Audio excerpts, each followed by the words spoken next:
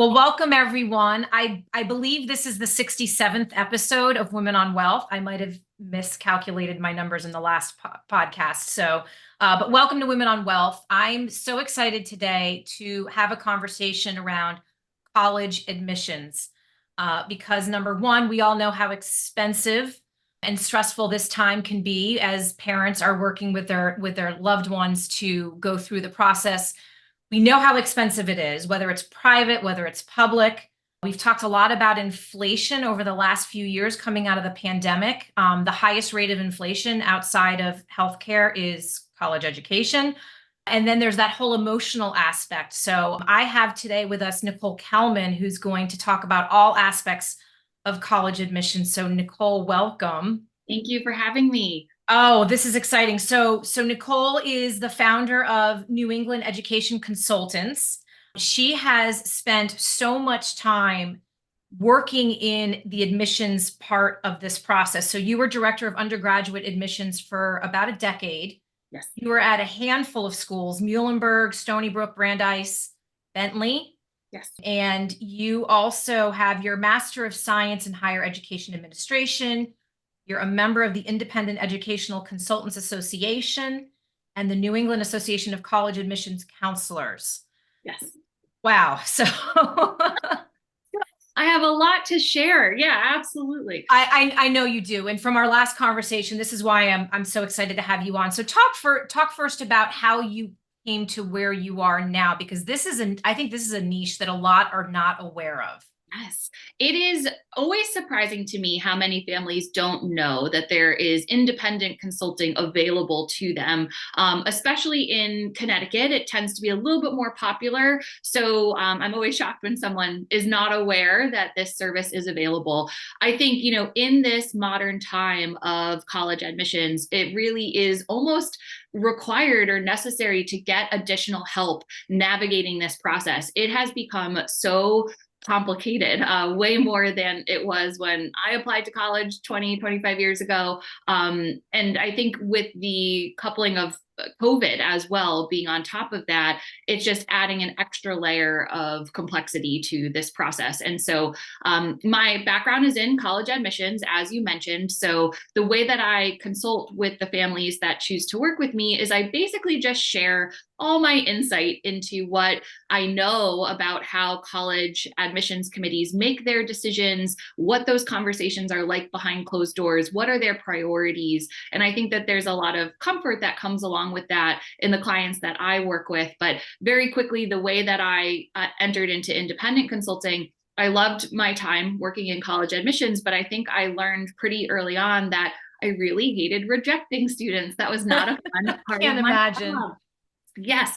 And when you work in selective admissions, which means I'm not able to admit the majority of the applicants that I read, that really weighs on you. And so I thought to myself, what could I do where I could help students find the right fit college instead of finding the right fit student for my college? And so I decided to leave that portion of my career as a college recruiter reviewing applications and take that knowledge with me to work with students independently one-on-one. And so that's what I do now is that families hire me to work one-on-one with their students. And what I do is I help students build their list of colleges. I help them plan itineraries to go visit schools. I help them with their common applications, writing their college essay, preparing for interviews, and mainly strategizing the admissions process.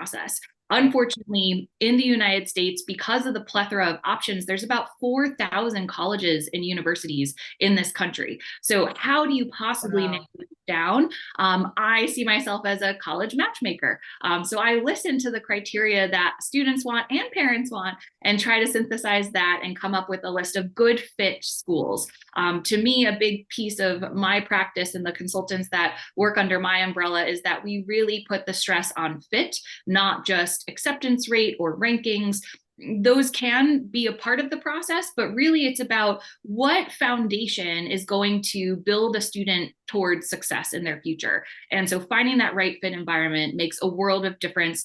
And I'm a product of that. The right fit school for me changed my entire life. And I'm so thankful that I found that. And so I want to offer that gift to other students. And that's what I do now. It's amazing. And I've had so many parents that I know over the last few years complain that this really is a job in itself, that you have to go through the process. It's incredibly cumbersome. It's very stressful on everyone. And so, and it's interesting, we're going to talk about this in a little bit, but you have such a unique role where you really do have to marry the wants of both the parents and the students. And I Yes. have to imagine they're not always aligned. So, Oftentimes not. yeah. Exactly. So it's an interesting, it's a funny thing where I deliver my service to students, but the parents are the ones hiring me. So, Yeah.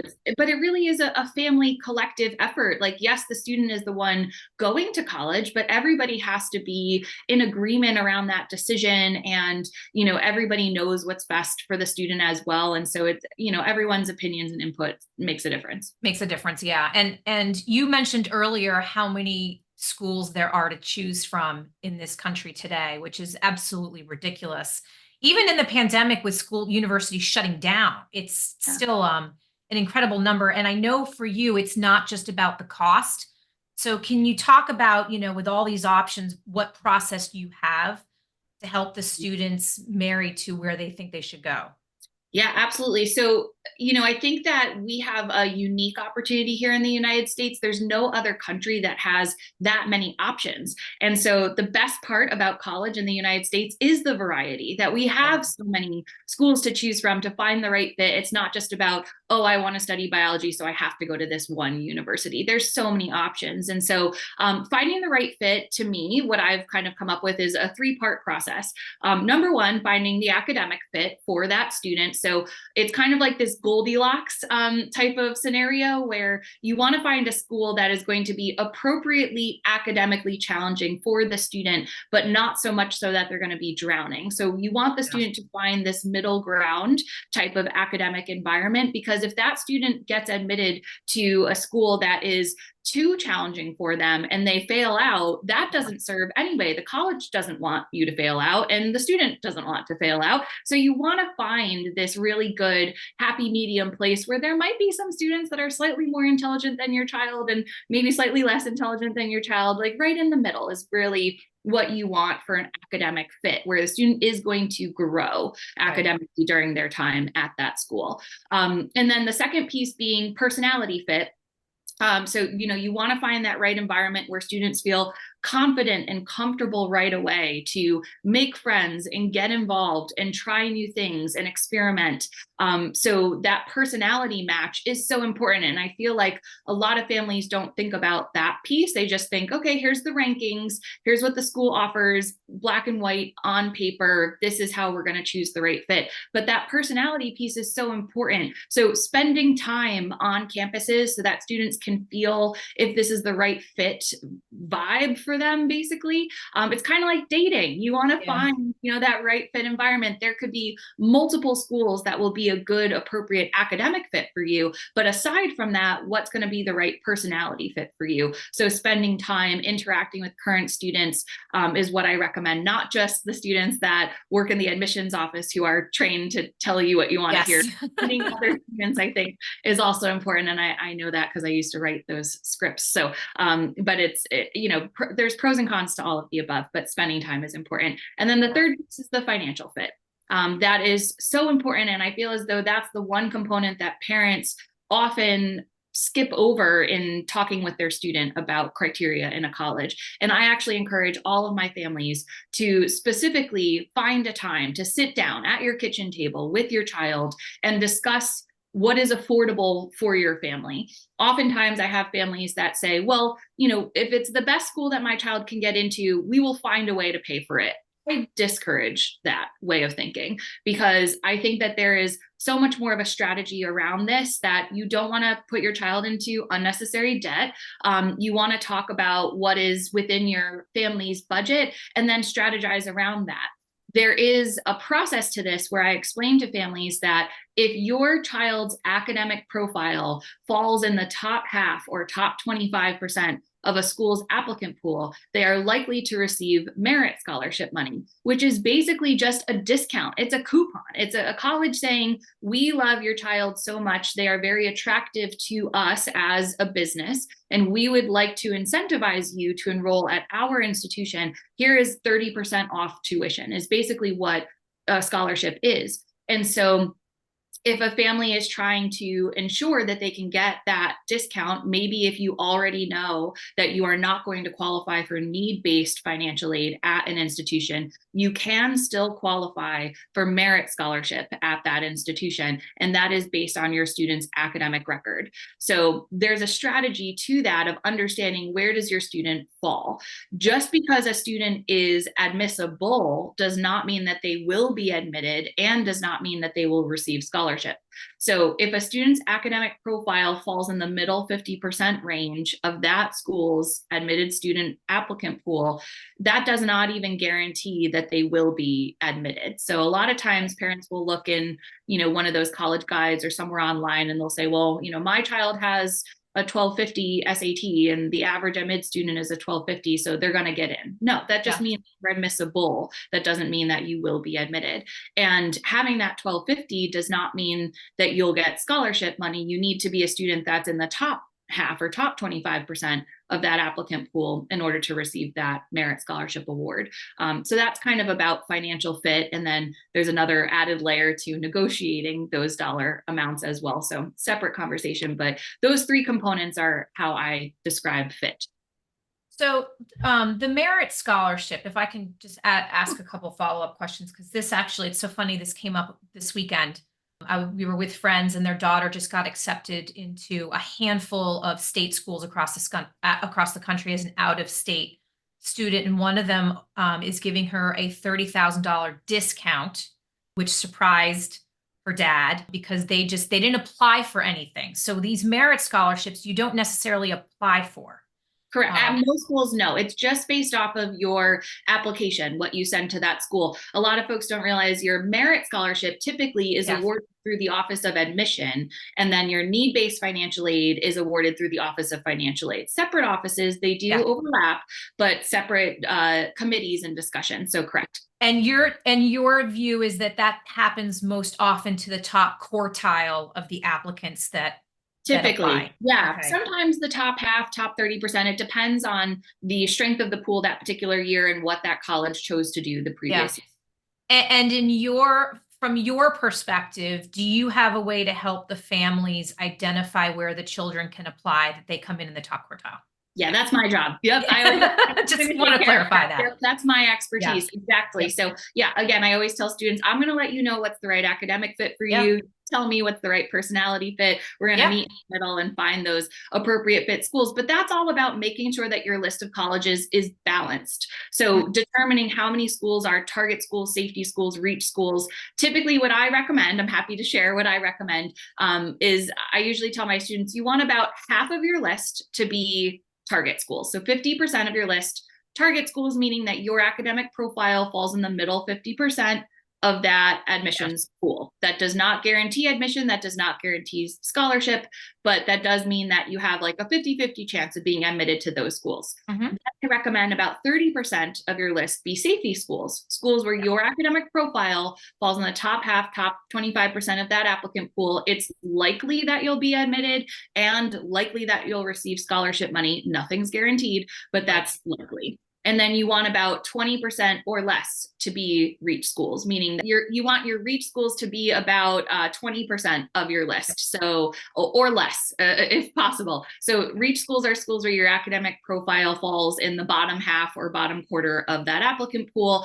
Those are schools where it's unlikely that you'll be admitted, but who knows, you might be exactly what that college is looking for this year. But you can basically be guaranteed that if you are admitted to a reach school, you're not going to receive a discount, because the college is not going to incentivize you to enroll because you're not necessarily an overly attractive candidate to that particular institution. Okay, got it. That's great. And one last question before we move on the merit scholarship. And I don't want to go down a rabbit hole, but I know if I don't ask you this question as a follow-up, some of my friends that are going through this process will kill me.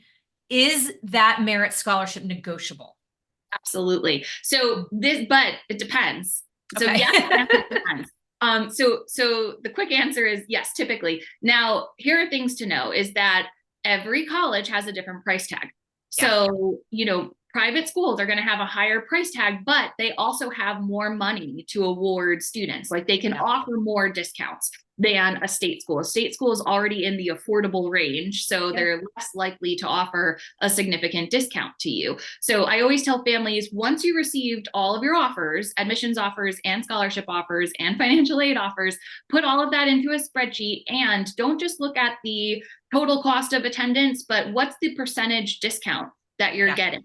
And so, yes, you can Yeah. see, what is the total cost if you just want to go based on that. But when you're trying to compare and contrast, schools, I think it's good to determine what's the percentage discount that you received. Because if you get $22,000 off of one school and $15,000 off of another school, well, maybe the discount on the 15 grand was a higher price tag. And so, you never, so always look at the percentage discount that you're getting and try to determine that way. But yes, you can negotiate if you are an attractive candidate to that school. So if you've received 0 merit scholarship dollars, it's highly unlikely that you'll receive something.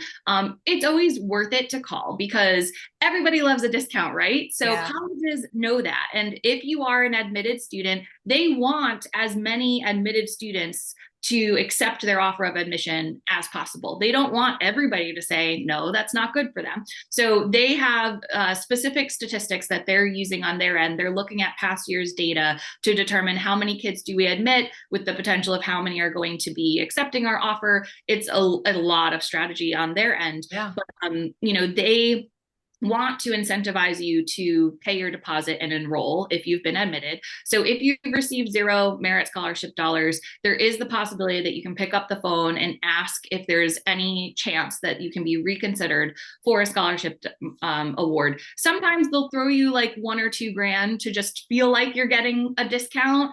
And that's sometimes all people want. You just want like a 5%, 10% discount, and then maybe you'll buy that thing. So sometimes colleges will do that. I have seen students get significant. I had one student last year where I helped the family negotiate this conversation, and they went from 0 merit scholarship dollars to $19,000 per year in scholarships. The conversation that I helped them with, because I've been on the other side of those conversations, so I know how to navigate this. And again, that's the benefit of working with a consultant that has that expertise. And so I try to see it as like that's the value that I'm bringing to the families I work with. But for sure, it is very much possible. Now you can actually leverage other schools' scholarship offers to ask for more money at the school that you want to go to, only if those 2 schools see each other as competitors.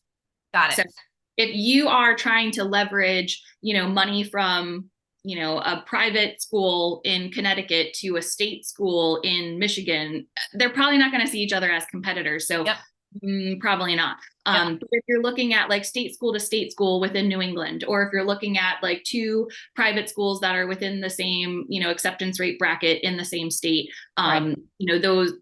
Yes, you could definitely leverage. I went to Colgate. So if you're within the Patriot League, for example, possibly that's one way to kind of look at it. Yep. Okay. Yep. Yeah. I went to school. I went to Muhlenberg in Allentown, Pennsylvania, and the Centennial Conference schools, the other private liberal arts schools in Pennsylvania. Most likely you can leverage some ability to ask for more money at the school you want to go to, but it's not going to be a significant change. I would say, when you do appeal, it'll probably just be, within $5 grand of a difference. It's not going to be significant, but that's $5 grand in your pocket, not theirs. Right. So absolutely. it's important. Absolutely. No, I thank you for going through all that. That's fantastic. And so you talk about the fit earlier, the academic, the personality, and then the financial.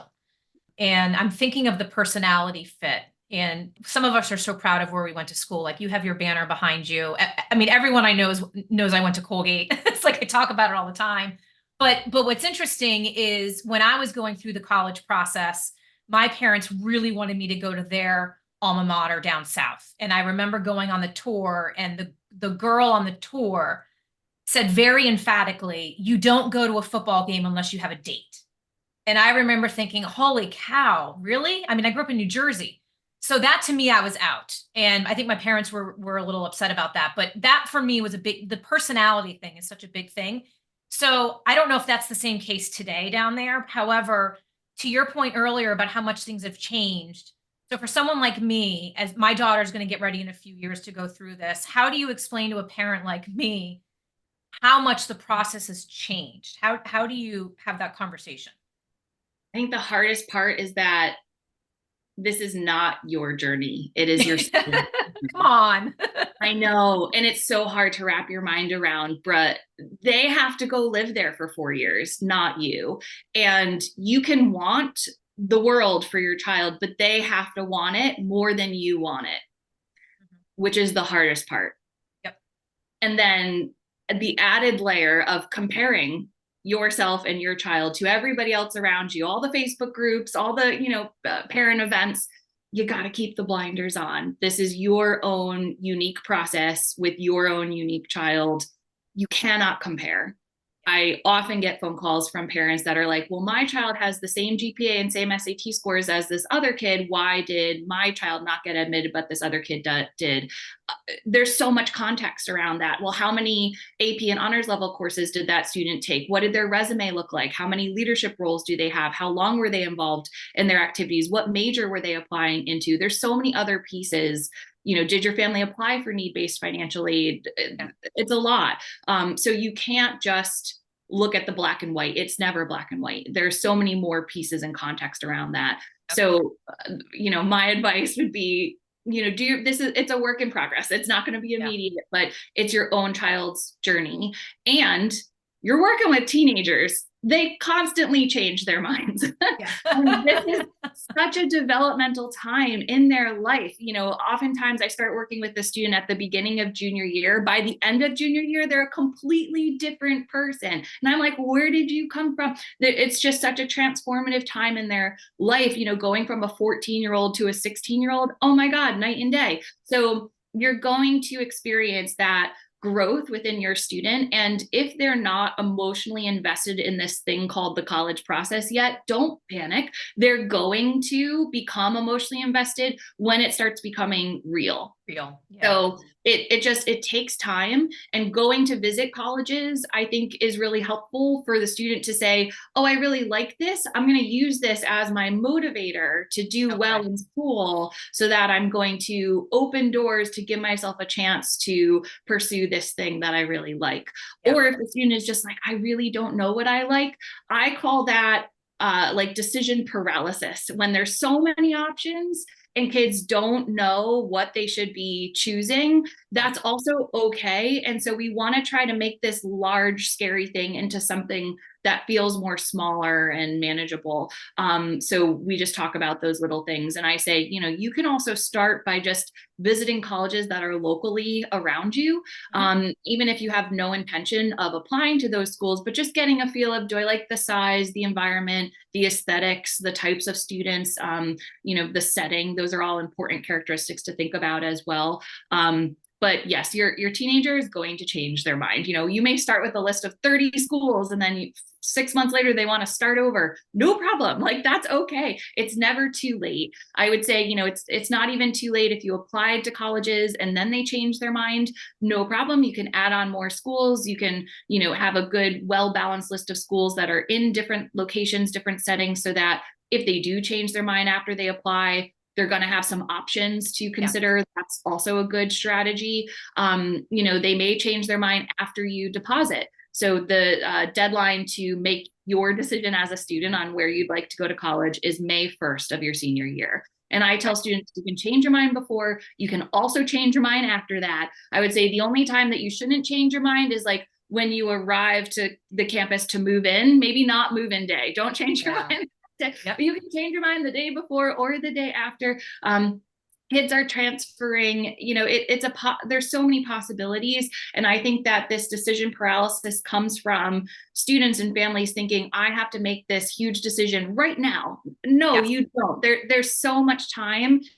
There's more flexibility in this process than you think. So there's time. Okay. And the other thing I think that's changed is this demand on athletics. And I don't, where we are in Connecticut is no different, I think, than across the country. My daughter is 12 in volleyball. She already has an Instagram dedicated just to volleyball for recruiting when she's older.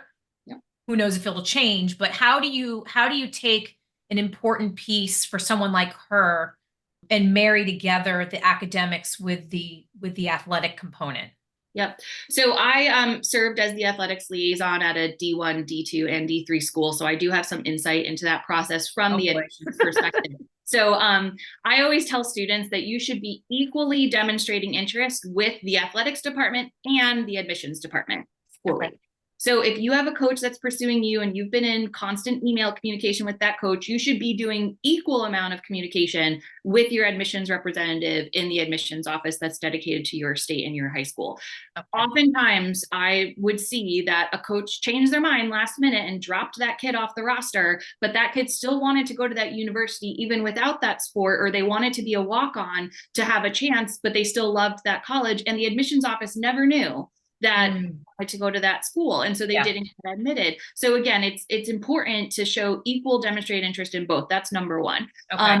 But oftentimes I see students that are just like, well, I thought that I was supposed to continue with my sport. You know, my coach told me I was good at it. So, okay, I'll continue, but maybe they don't love it. Maybe it's not the thing that brings them joy. So if you are a 3-sport athlete and all of your time outside of school is dedicated to practices and travel and games, but you know that you want to study pre-med in college and you never had time to join the science club or do science research because you were always going to, you know, trainings and stuff for your sport. And now you reach senior year and you're like, oh no, my only thing on my resume is sports. That's a problem. I have an injury and I can't even play my sport in college. I have nothing to demonstrate my academic interest in what I'd actually like to pursue. What is actually going to propel you in the direction you want to go? As a consultant, that is way more important. You need to be focusing on your academic demonstrations outside of just your sport.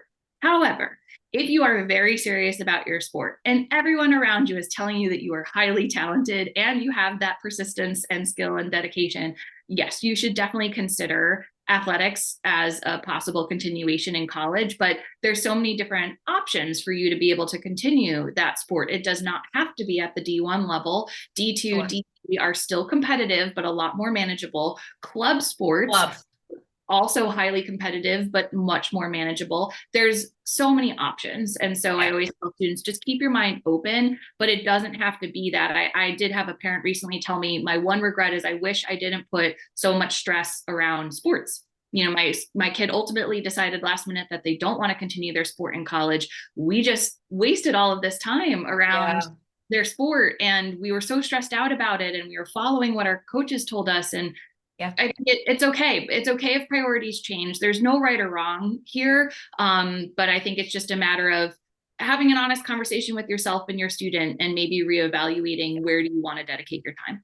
Yeah. I mean, an injury, right? I remember my cousin blowing his shoulder. He was a big football player in high school. And then that was the end of it, you know? Yeah. So thank you. And so let's talk about this application process, because I feel like this is one of the pieces that has really changed. Can you walk through that? Oh yeah. So back in my day, which wasn't that long ago, but the early 2000s, I applied to college in 2003, and we still had paper applications, and you printed out this new thing called the Common Application, and you filled it out with pen very neatly, and you mailed it in the mail, and like hope it got to the college on time, and that was the process. And at the time, applying to 7 colleges was a lot in the early 2000s, and I'm sure in the 90s when many parents were applying, late 80s, applying to 1 or 2 colleges was the norm. And so you just applied based off of, what your family could afford. If it was close to home, if it had the degree that you wanted, that was the only criteria that you probably considered at the time. It's changed a lot more now. So, I think colleges have realized, oh, this is a huge moneymaker for us. And so let's turn this into a resort. So they're basically, colleges are full-on experiences now. And I think that's a good thing because kids are developing so much during those 4 years in college, and it's their first time being independent. They're really learning a lot about themselves. And so they need to experiment. They need to make mistakes and grow from that. And so colleges have put in a lot of supports to allow for students to get those experiences. But I mean, I remember like probably 20 years ago, but colleges were starting to add like rock climbing walls to their campuses, and Yeah. that was a big deal. And like now they have like spin studios and yoga studios, and like it's a fun resort now. So that's what you're paying for on top of the education experience. So, you know, I think it's about understanding all those other pieces of what is going to be the right environment there. So as far as the actual application process goes, it is all digital and automated now. There's, and families watching this may not know, there's something called the common application, where you fill it out one time and it can go off to all of your colleges. So you don't have to refill out the application every time you're applying to a school.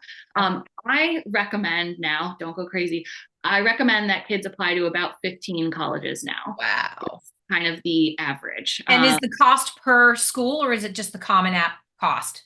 No, it's a cost per school. It's about $50 to $80 per application. So this is where strategy comes in. You don't just want to send out an application and hope for the best. You want to look at the data. You want to look at your student's profile and find that match and make sure that you are being strategic in the list of colleges that you're sending out. We don't want to send off a ton of applications to all reach schools. That's going to be an $80 donation that you don't get back. You know, so like that's not really worth your time. And these applications are highly time consuming. Many colleges have supplemental essays that they ask you to write in addition to your college essay.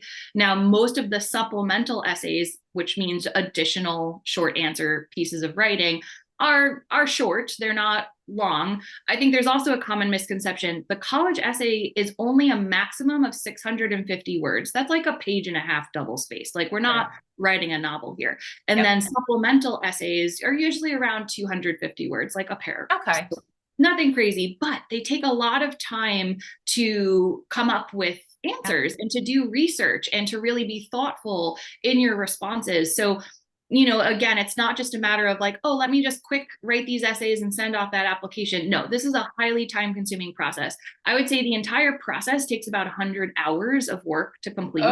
So starting at the beginning of junior year is almost essential. But I do often have, you know, students that will call me last minute in senior year. We just have to do an abbreviated version of the process. You may not have as many advantages as a result of starting later, but you will complete the process. It's possible. But demonstrating interest in doing these extra things and visiting may not, you know, starting earlier will help you in that. So common application, you fill it out one time, it's $80 a pop. I do recommend about 15 colleges that you should put 10 to 15, I think is good. And you want to make sure it has that breakdown of targets, safeties, reaches. And I use those terms lightly. I mean, they don't, you know, that I've defined what they mean, but I don't love those terms either. I don't think that there's much better, but so that's kind of what that looks like. And so the common application is complex. There's 7 different sections of questions that you have to answer. And then each college has an additional set of questions that they want you to answer. So the Common App is standardized, and then each college has another 5 pages of questions that they want you to answer. Is there like a portal that you go to now for all of this? All online. It's commonapp.org. Got it. And you can create that profile for yourself anytime. You just can't apply until a certain time frame. So you can fill out that application anytime throughout junior year. And I do encourage my students to start filling that out towards the end of junior year to just get that time piece out of the way. And then the Common App becomes live for you to actually be able to click submit August 1st going into your senior year.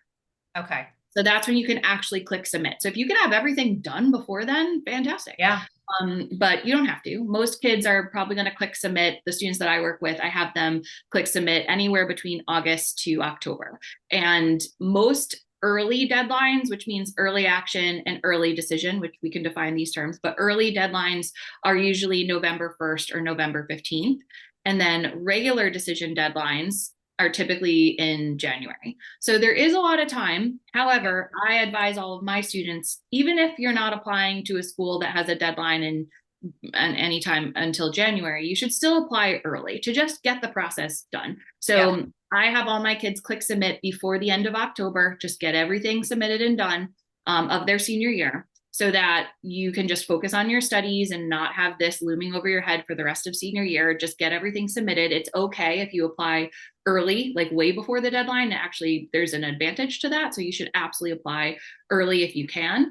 I do have some seniors right now that haven't submitted any applications in the middle of December. That's okay. You have time technically, but let's not wait until the last minute before the deadline. Let that in earlier, because what a lot of families don't realize is that Common App is just step one. So the application is only one piece of the process. So there's a lot of time to lead up to getting the application ready to be submitted. Once you click submit on the Common App, this is all online in one Common App portal. Then there's a second whole piece of this process, which is every college has their own list of required materials to complete your file. So the Common Application is one of them, but also they need a copy of your transcript and a copy of your test scores and maybe additional pieces of writing or recommendations.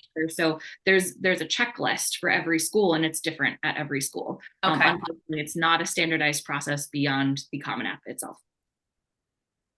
Okay, I need a second to breathe. So I have two follow-up questions. One is every school on the Common App? And if not, what is it? Is the majority? Unfortunately, no. Most are. I'd say most are. 90% are. Public and private. Public and private. Most of the Common App now. That wasn't the case 20 years ago. Now most colleges do take the Common App, but again, they have those additional questions for you to fill out.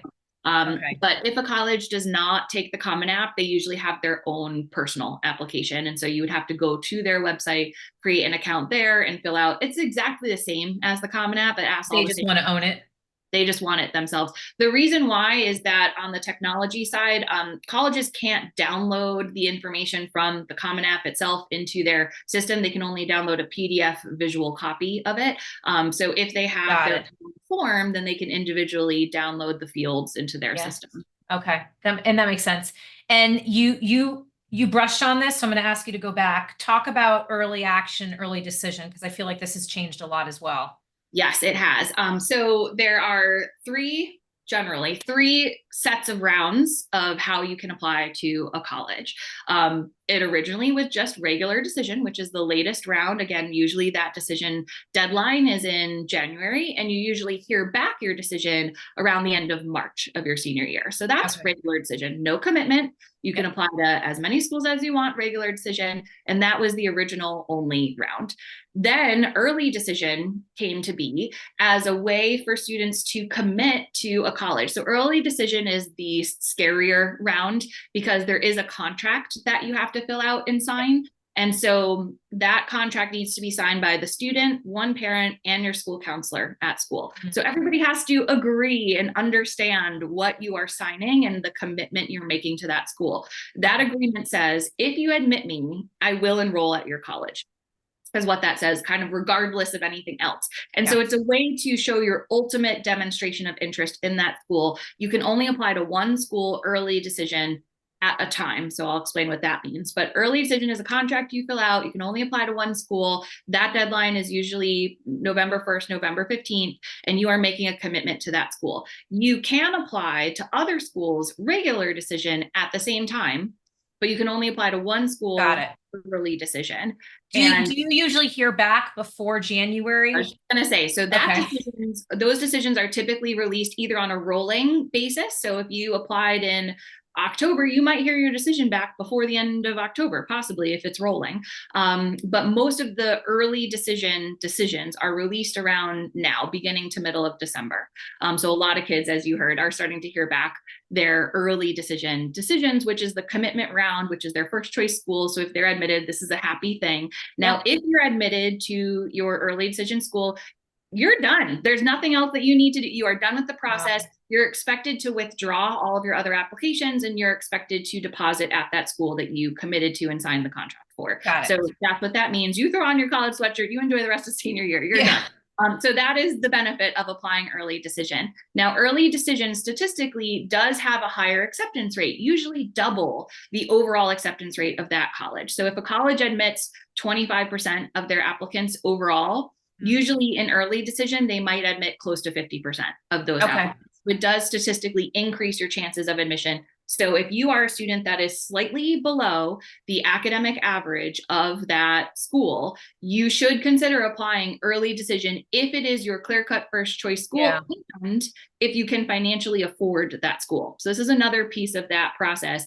In the contract, it does say, at fine print at the bottom of the early decision contract, it says the only way out of this agreement is for financial purposes, but colleges want to avoid you backing out of that early decision agreement by trying to talk with you about that in advance. So yeah, if you know that this is not going to be in your price range and you are applying for need-based financial aid and you're worried about the price tag of college, don't commit to a school early decision. It's a better choice to weigh all your options, see who gives you the best package later on in the spring, and then decide at that point in time. So it's like this debate in families, units to try to decide, do I want to increase my chances of admission at my favorite school? Or do I want to make sure that I can weigh my financial options? That's only an answer that families can decide themselves. I can't offer that answer. So that's the difficult decision that needs to be made within a family. But if you can financially afford that school and you have a clear-cut first choice school and you're on the average or slightly below the average, yes, you should apply early decision. So that's how that works. Early action is special. Early action was created like only about 25 years ago as a non-binding early decision round. So the original intention of early action was for anybody who could not financially commit to a school, but still wanted to demonstrate to the college that it was their first choice. It was a priority. That's what early action was used for. But everybody figured out this secret, like, oh my God, I could apply early action and not commit to that school and get my decision earlier. Why would I not just apply to as many schools early action as possible? Because that's unlimited. Unlimited. Because colleges don't know, you're not committing, you're not signing a contract. And those those deadlines are usually around the beginning of November, and usually those decisions are released around December and January. So you hear and way before March, that's great. And it's still no commitment. It's basically the same thing as regular decision, but you hear your decision earlier. You can apply to as many schools early action as you want. It's funny, when I was on the college side, I really hated that so many kids were applying early action. Now on this side, I'm like, yes, apply to as many schools early action as you want. But because of that, colleges have realized that early action does not necessarily equate to a student's interest in the college. And colleges want to preserve their own yield, which is the amount of students that are accepting their offer of admission. And so it used to be that, early decision, they yielded all of those students. Then early action, they yielded a lot more than they did in regular decision. Now that's not really as much of the case. They're still yielding more out of EA, but not as much. So because of that, colleges are, I'm sure you've heard this a lot, deferring students from early action to regular, because there are so many academically strong students applying in early action, and colleges still want to wait and see their regular pool because maybe there's stronger students applying in that pool. So it's a really tough job that admissions offices have of trying to make decisions on kids before they've seen their entire applicant pool. So as a result of that, a lot of colleges are removing early action as an option at all altogether, because it just serves them. So you're going to start to see that a lot. But early action is definitely the way to go. If you can get your butt to, in here, get everything done early, apply early action, get that decision earlier, no commitment. You'll be able to have that and, decide later on after you see everything. But I would say the other piece to know is that because colleges are removing early action, the new thing that they're adding is an early decision round 2. Just to make it more complicated, this is the last thing to share with you. Early decision round 2 is a new thing colleges are adding, and I love this. If you have a clear-cut first choice and a clear-cut second choice school, apply to your first choice early decision. If you're denied, you are released from that contract, and you can now apply to a second choice school if they offer early decision 2 and re-sign that contract. Same process, same increased acceptance rate, but just a later round. And usually that deadline is the middle of January. So if you get that decision in December and you're denied, then you have another chance. So that's what that. I'm laughing because the two families we were with this weekend, you and I should have recorded this last week because then I would have understood. They each have a senior, and both seniors had already heard from 4 or 5 schools. Yes. And I was like, God, this has changed a lot. So this is great. Yeah. Yep. Sorry. I mean, I have a lot more to share, but No, I know. And so I have two more questions that are just, Go I ahead. have to ask before we end this. We need to address standardized testing. And how do you respond to how that has changed? And is it relevant anymore? Is it not? I have been waiting for standardized testing to become obsolete. It's not an indicator of academic success anymore. However, I think that there is still some value to it. I think what a lot of families don't realize is that out of the 4,000 colleges in the United States, about 2,700 to 3,000 of them were already test optional before COVID. This is not a new concept. Colleges have been test optional since the 90s. So many of them have already put into place strategies and processes that remove testing as a way to determine fit for their college. So Okay. nothing new. But as a result of COVID, when tests were not allowed to be taken in person, every college needed to come up with a backup plan on how do we evaluate students without testing, because we can't require it because nobody was allowed to take it. Yep. So that's what happened. As a result of that, colleges saw an increase in applications coming in because a lot more kids were applying without their test scores because they didn't need it. So if you had a really strong transcript, but you had bad test scores, now you have a chance at Ivy Leagues, for example.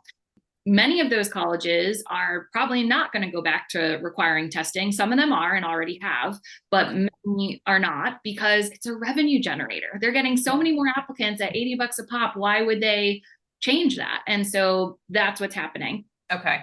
Either way, what I recommend is that students should still pretend like standardized testing is required at all schools and put in the time to study, take the exam 1 or 2 times, see how you do. If you feel as though it's not a reflection of your ability and it doesn't match up with your transcript, then just go test optional. Okay. And that is determined by each school. Maybe your test score does fall within the middle 50% or top half range of that particular school. You should send it to that school, but maybe at a different school, you should not.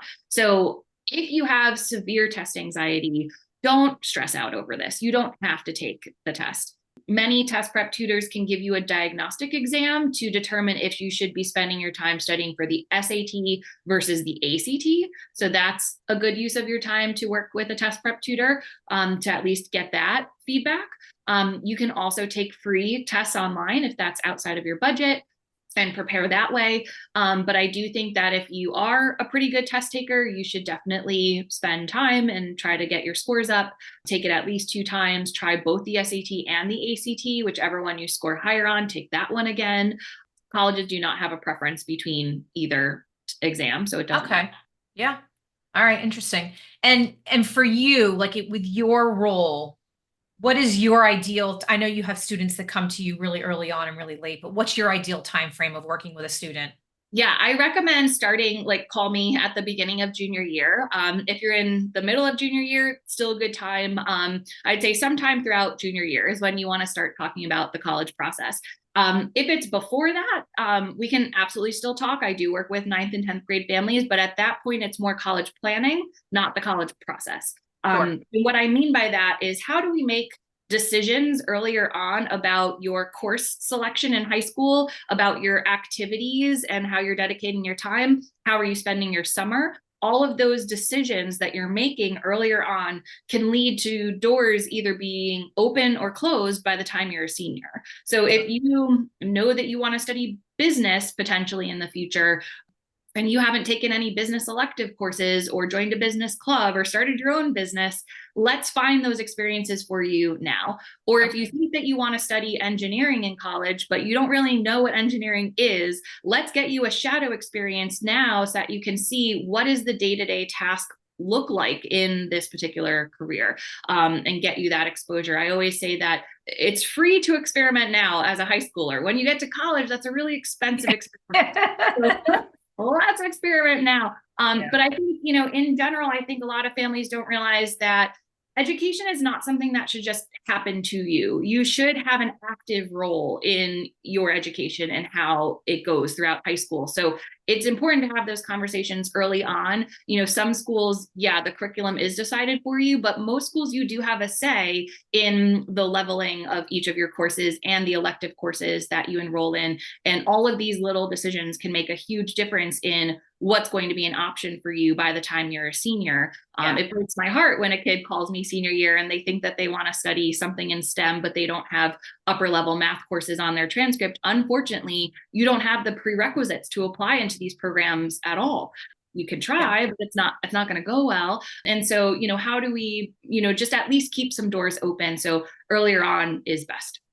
Yeah. And with my oldest as a freshman right now in high school, I was shocked earlier this year as to how many avenues she will have to decide, right, over the next few years on where to go.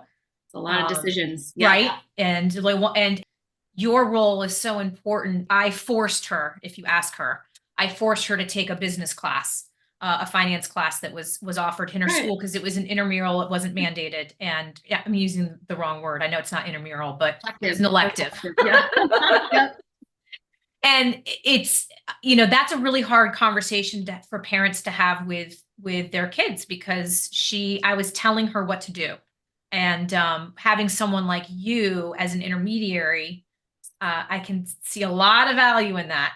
Yeah, I'm keeping families together. That's what I'm doing. I'm just here to be the mediator and just communicate. Yep. And I think it's a fun role that I'm in the millennial generation. And so I think I can speak parent and teenager pretty well and just understand the priorities of both. And so it's so fun I love working with students. I think teenagers are the coolest. I'm weird like that, I guess. I just think they're great, but I also completely understand what parents go through. I see family dynamics all day, every day. That's my job. And so there's no right or wrong. It's just a matter of figuring out what's best for your family. I'm here to just offer options. I remove my bias and I just explain perspective and offer options. And then that's a family decision as far as what we make. Once in a while, I do have a family that's like, well, Nikki, what should I choose? And I'm like, oh, okay, I'll tell you what I think you should do, but you don't have to take that. But it is a wonderful place to be that, families are interested in my advice. I have a lot to share, so I'm happy to share it. But yeah, I think, it's just really tough. Obviously, school counselors are working so hard. They're doing everything they possibly can to assist students, but they have such large caseloads and they know what they know. And I'm a supplement to that. I have a different perspective. We should be offering advice together, and then families can make decisions based on that. But basically, the biggest role that I play is just holding the student accountable so that parents don't have to, as you said. So that's helpful as you navigate the process, but it's a lot. But it's a lot. Yeah, and that's such an important point. So thank you for saying that. And as many of these podcasts as I've done over the last few years, I've had very few where my head is spinning the way it is now. So thank you for all of that insight. You're asking all the right questions. You're doing the right thing. And obviously, this is second nature to me because I talk about this every day. But this is highly complicated. You're not alone. There is a lot of information out there. And ultimately, you make the best decision for yourself, your student, and your family. And it's okay if something changes. If you choose a college and it doesn't work out, there's other options. There's always options. So it doesn't have to be, this big, crazy, scary thing. It should be a really enjoyable time for your student to discover more about themselves, and you get to watch them grow and become a young adult. This is the first major adult decision that they have to make. This is so cool for them. It's so true. Right. Yeah, they want to be involved. Yeah. And just be supportive. And I would say the other best tip that I can give is if you are touring a college with your teenager, don't say a word until they say something about the college. It's not your process.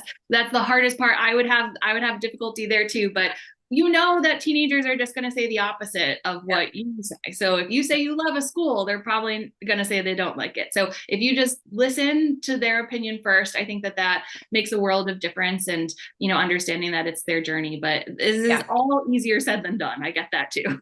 Yeah, no, I took my girls to Colgate last year. I wanted them to see it for the first time. And of course I commented on every single thing. So we should have recorded this last year. That's okay. There's still time. They're going to change their minds. Try it again. Yeah. But no, I mean, this is definitely an exciting time. It's just a huge milestone, obviously. But you're asking the right questions. Anybody listening to this today is doing the right thing by learning. And I'm happy to offer advice whenever necessary. Well, I think kind of circling back to where we started, this is such an important decision, whether it's emotional, financial, on any family. And I think what you're doing is truly is tremendous value. So thank you for sharing all that information. And how can people find you?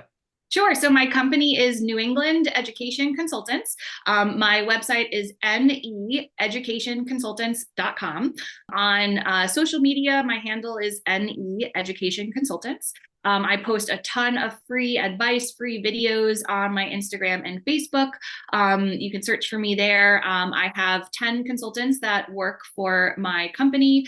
We have an essay specialist on our team. We also have a range of services, so not just traditional college admissions consulting, which is the majority of what we do, but we also have private high school and boarding school admissions advising, as well as graduate school admissions advising, and career coaching for all ages are all a part of New England Education Consultants. So if you have any questions, we always offer free consultations. Feel free to reach out, and we're happy to direct you wherever necessary. We just really care about students and families and people, and we just want to help you make the right decision. And we believe in karma, trying to just help as much as we can. Yeah, thank you so much. And I will acknowledge that you have a lot of information and that you also have received a lot of local awards for your business. So congrats as well on the success. It's very evident that you love what you do. So I'm just glad that I'm gonna be able to lean on you. So thank you. I'm here for you. No problem. Thank you for having me.